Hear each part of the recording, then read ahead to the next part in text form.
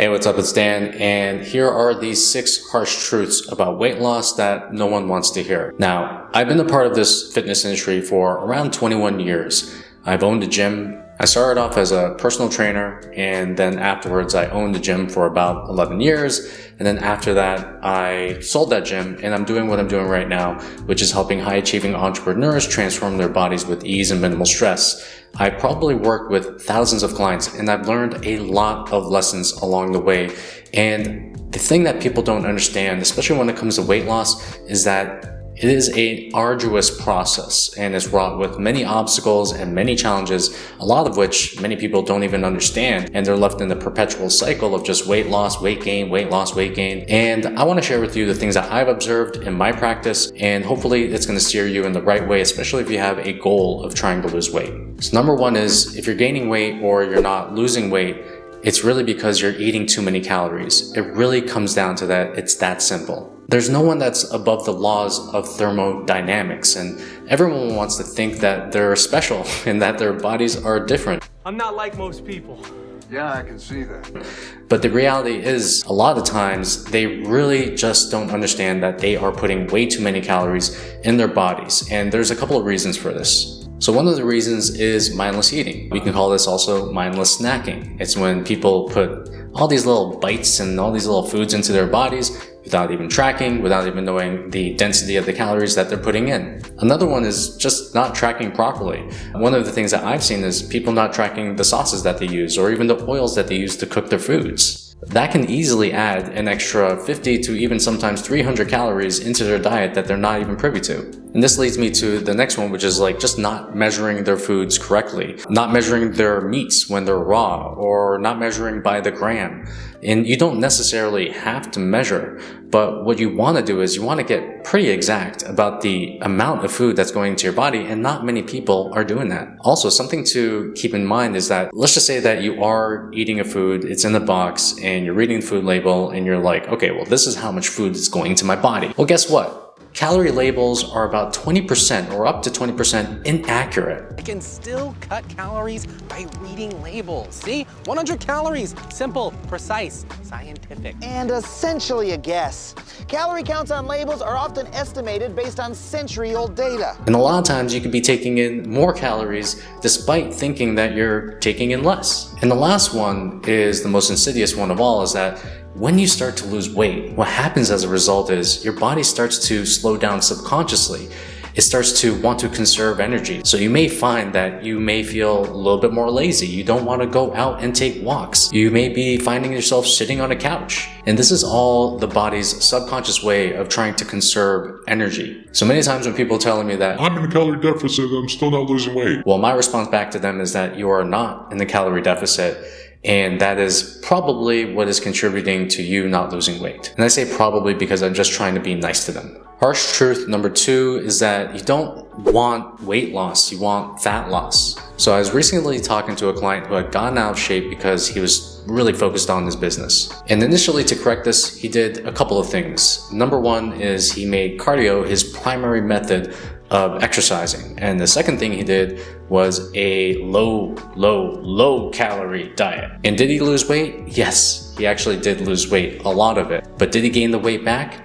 Yes, absolutely he did. And also, we did a DEXA scan, and thankfully he did one previous to us working together, and we had actually found that he had lost a significant amount of lean mass. And this is all to say that you don't want to just lose weight, you want to lose fat. And part of that means keeping the amount of muscle that you have on your body. What this means is it's a complete different strategy than just trying to lose weight, because you are going to try to use resistance training to help you build, if not maintain, muscle. And you are going to be eating a high protein diet in order to make sure that your protein needs are being met so you can actually build and maintain muscle. And the last thing you want to do when you're trying to lose weight is lose muscle, because it is the most metabolically active tissue on your body. There's so many times when I've seen people lose muscle on DEXA scans and the resting metabolic rate starts to go down as a result of them losing muscle. So you want to keep as much muscle as possible. So what you want is fat loss, not weight loss. Number 3, As you lose weight, your body is going to start to fight you. So as you start to drop more weight, what happens is that your body starts to fight you by increasing and decreasing certain hormones in your body that are responsible for appetite and hunger. This is the reason why sometimes you eat a meal and then usually you would feel pretty full from it, but then you feel like eating something afterwards. Or cravings would come up and you would feel hungry during times that you wouldn't necessarily feel hungry. And part of this is the reason why we tell clients all the time that they need to be friends with their hunger. A good mental frame is to look at hunger as fat leaving the body. And this is not necessarily about starving yourself, but it's about coming to terms with the fact that hunger and also appetite are going to be affected, especially as you lose weight. So this is one of the things that we need to mitigate, but also accept as part of the journey. Number 4. It's not about how much weight you lose, it's how much weight you keep off. As I said before, getting lean is a challenging process that is wrought with obstacles and a lot of missteps. And this is why if you use unsustainable methods to lose the weight in the first place, the weight will come back on just as fast as you lost it. And one of the worst things that you could do is putting too much focus on losing the weight and not enough focus on creating a lifestyle that makes weight loss irrelevant. This is why in our practice, we talk about behavior change. We talk about identity change. You want to be able to focus on the things that matter. And again, weight loss is this outcome that you don't necessarily have control over. But what you do have control over is your behaviors. And what you do sort of have control over is your identity. And if you want a video on how to improve your inner game when it comes to this weight loss stuff, I did a video that you can check out over here. Number 5. The game is rigged for you to lose. I'm not even joking about this. Food companies put ingredients in their foods that make them more addictive to eat.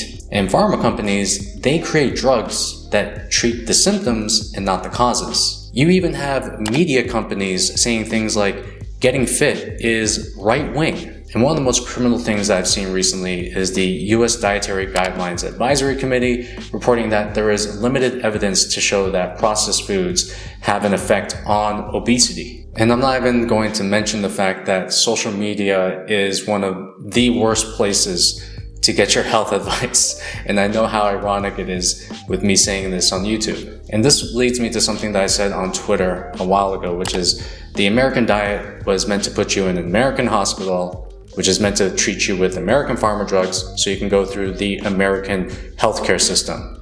And obviously, if you're not American, you can disregard that. And all of this is a big reason why we are currently in the obesity crisis that we're in right now. The hard truth is that the environment, and our environment, is not built for us to win, especially when it comes to being healthy. And this is why I say a great goal for your body and your health is to get it to a level where food and pharma companies can't profit off of it. And what this means is that you need to take responsibility for your health, and also make sure you subscribe to this channel because this is what this channel is all about. And the final one, number 6, is that the slowest way to lose weight is to try to do it as fast as possible. Whenever I talk to a client who has 20 or more pounds to lose, and I ask them, okay, so cool, like what's the time horizon? How long are you giving yourself to lose this? They always tell me, okay, I want to do this in like 6 weeks. They want to do it as fast as humanly possible. And then I ask them, okay, cool. How long did it take you to put this weight on in the first place? And then usually they come back to me and say years. And this is all to say that it's not going to take you years to get yourself into shape, but you have to give yourself a longer time horizon in order to not only lose the weight, but also keep it off. Because when you're trying to lose weight as fast as possible, what this does is it actually puts pressure on you and also causes you to choose unsustainable methods in order to lose the weight. And here's a thought. What if you gave yourself a year to get yourself into shape? Wouldn't that take the pressure off of you? Wouldn't that be a longer time horizon to incorporate the behaviors and the identities needed in order to not only lose the weight, but also to keep it off? Absolutely. And in this way, you're not going to find yourself trying to lose the same 20 pounds over and over and over again. Now, the most important truths are often the ones we don't enjoy hearing. And if any of these caused a rise in emotion and you've gone this far, well, good. It means that you can take feedback, and I commend you for that. Now, if you've gotten all the way to the end of this video and you're wondering, what do I do with this information? So I did a video on how to get lean and stay lean forever, and it's based on a lot of evidence-based principles that we've used in our practice to help our clients not only lose the weight, but also keep it off. And you can check that video out over here.